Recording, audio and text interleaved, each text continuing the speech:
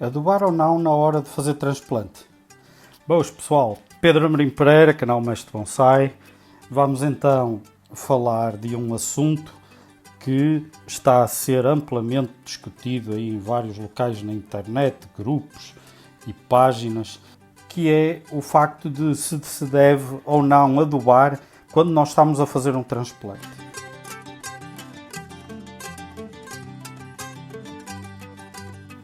Vamos direto ao assunto. Depende do produto, o adubo ou fertilizante envolvido, e da quantidade. Se estivermos a falar de Biogold ou Thai-Gold, são produtos estudados para não danificarem as raízes. Desde que não haja exagero, uma pequena quantidade, algo como 1 ou 2 colheres de sobremesa, misturadas em 10 litros de terra, ou mistura, pode-se aplicar. Mas como em muitas situações, o exagero leva a problemas. A decomposição pode danificar as raízes e com isso pode levar à morte da planta. Um colega usou um método que eu mesmo aplico de longe a longe. Fazer a mistura para o bonsai 7 a 15 dias antes de transplantar, misturando o adubo. Os organismos benéficos vão atuando e mesmo que o adubo fermente não tem problema. Irá decompor-se antes do transplante. Vai-se mantendo a mistura úmida até ao dia do transplante.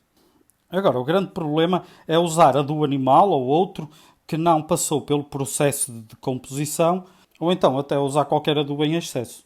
Ao decompor-se no solo, o adubo vai aquecer e acabar por matar as raízes. Sem raízes, a planta morre. Mas agora, para contrastar da adubação, vamos falar um pouco na fertilização. Ou seja, o processo químico. Fertilizante é um componente químico refinado e concentrado. Assim sendo, quando é colocado no vaso, ao regarmos, vai dissolver-se e ficar disponível para as raízes, onde se vai cristalizar por ser excessivo. Ao cristalizar, esse acúmulo vai queimar quimicamente as raízes e todo o percurso dentro da planta, matando-a.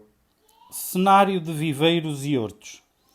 Transplantam com fertilizante em forma de bolinhas de 2 a 3 milímetros, misturando com a terra. Sim, é verdade. Alguns viveiros têm acesso a fertilizante de libertação lenta que misturam em pequenas quantidades. Aqui a técnica é dividida em duas, em quantidade pequena e o facto de serem de libertação lenta.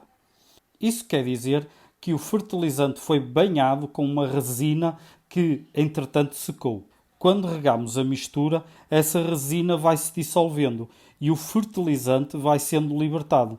Os melhores fertilizantes de libertação lenta são os que deixam sair a totalidade do fertilizante numa média temporal de 6 meses. Basicamente, a planta só tem acesso ao fertilizante numa quantidade significativa cerca de 3 meses a 4 meses depois da aplicação no novo solo. Cenário visto na internet. O bonsaísta coloca o adubo e às vezes fertilizante numa camada no fundo que é coberta por uma camada de terra sem o adubo ou o fertilizante. A planta é colocada por cima dessa terra. Faz o mesmo numa camada lateral afastada das raízes. Bom, na realidade não tem muita lógica fazer isso. Chega mesmo a ser um desperdício. A planta vai demorar alguns meses a alcançar a área com adubo ou fertilizante. Durante esse tempo, a mistura está sujeita às regas e às chuvas que vão lavando e lixiviando os adubos e ou fertilizantes, o que leva a um grande desperdício e a uma baixa eficácia. Mas pode-se fazer? Pode. Não está a planta em contacto com o adubo ou o fertilizante e realmente o pouco que chega a alimentar a planta sempre é alguma coisa. Qual o meu melhor conselho neste caso de adubação e fertilização próximo de um transplante? A minha experiência, adubo ou fertilizo mais frequentemente 1 a 2 meses antes do transplante. A planta ganha muito mais força e reage muito bem a todo o processo do transplante. Depois, deixo a planta adaptar-se ao novo solo e 2 meses depois, se necessário, retomo a uma adubação, fertilização de modo controlado. Eu fiz um vídeo sobre a adubação fertilização de modo controlado, que eu aconselho a ver. Vai estar aqui o link de baixo na descrição, que poderão consultar e verificar como é que eu costumo fazer e como é que eu obtenho grande sucesso sem prejudicar a planta. E basicamente é isto, pessoal. Não há muito mais a dizer. Os processos são sempre os mesmos.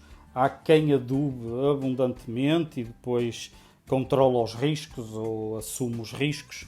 Há quem tenha mais cuidado, será o meu caso, e tento não expor a planta a grandes quantidades de produtos químicos ou ao facto de existir matéria orgânica em decomposição que vai aquecer o solo e muito provavelmente danificar as raízes.